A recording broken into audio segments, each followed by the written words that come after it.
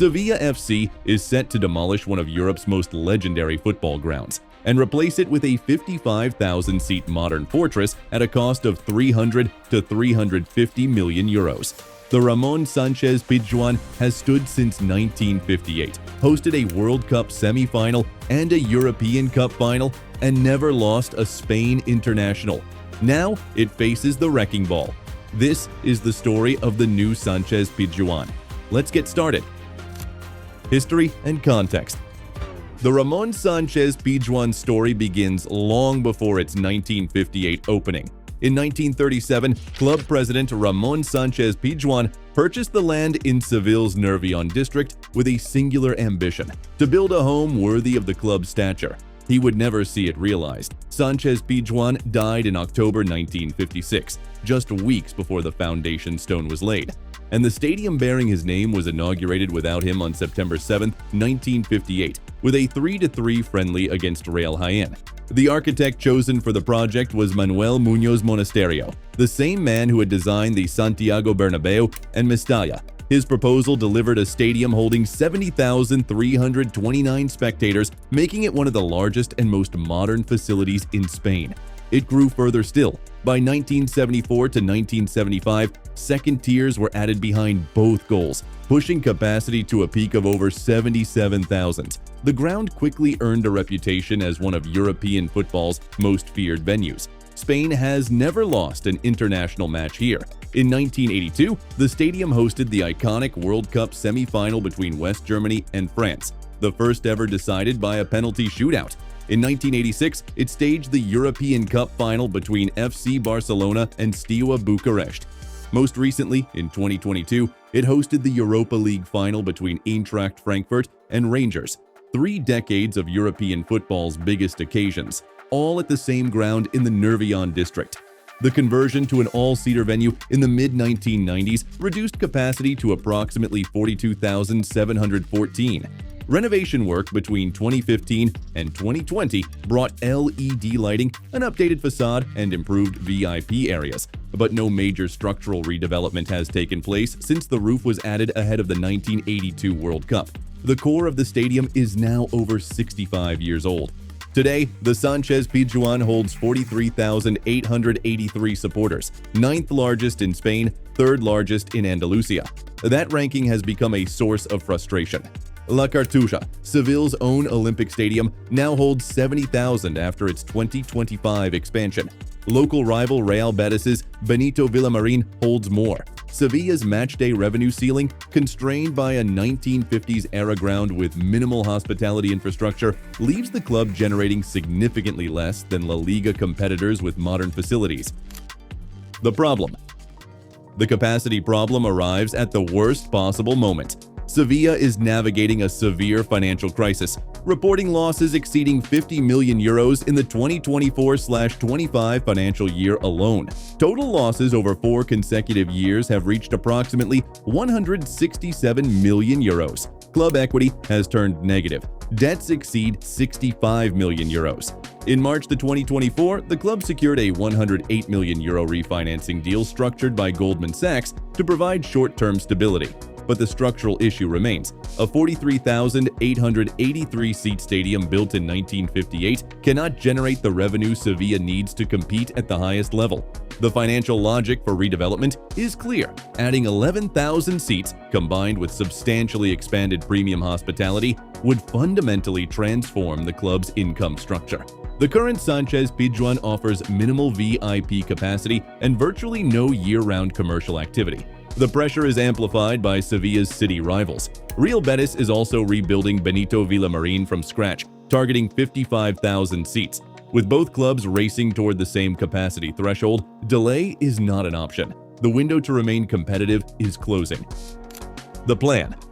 Sevilla FC's vision centers on the complete demolition of the existing stadium and construction of a brand new 55,000-seat venue on exactly the same Nervión site, retaining the location, the name, and the spirit of the original. The project was unveiled to shareholders in December 2023.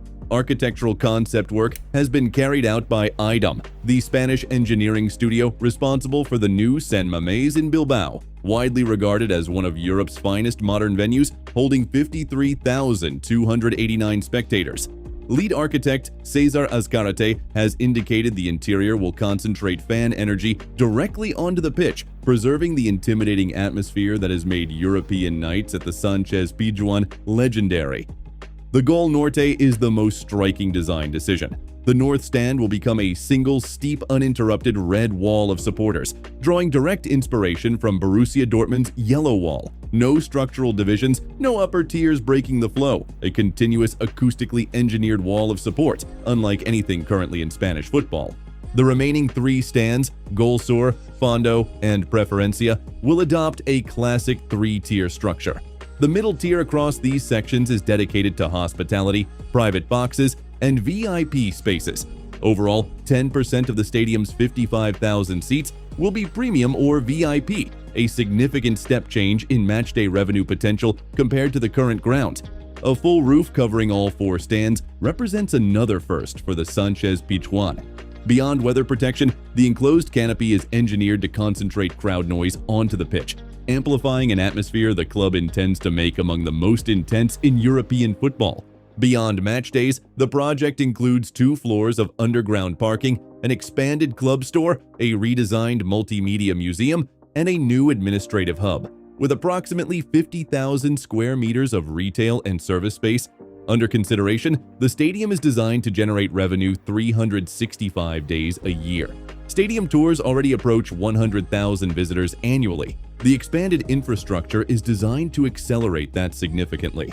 The southern facade will be transformed into the proposed Plaza de Nervión, a new public square with shaded terraces and accessible ground floor activity zones, integrating the stadium into the neighborhood year-round. The site footprint was expanded by 10,380 square meters through a land reclassification approved by Seville's urban planning authorities in 2024, bringing the total plot to 40,490 square meters. Timeline and financials. The timeline has shifted since the project's initial announcement. The original June 2026 construction start has been revised. Formal planning approval is now expected in Q1 2026, with the basic design project following in Q2 and the executive project in Q3. A construction tender is planned for Q1 2027, with the building phase projected to last approximately 3 seasons. During construction, Sevilla will temporarily relocate to La Cartuja.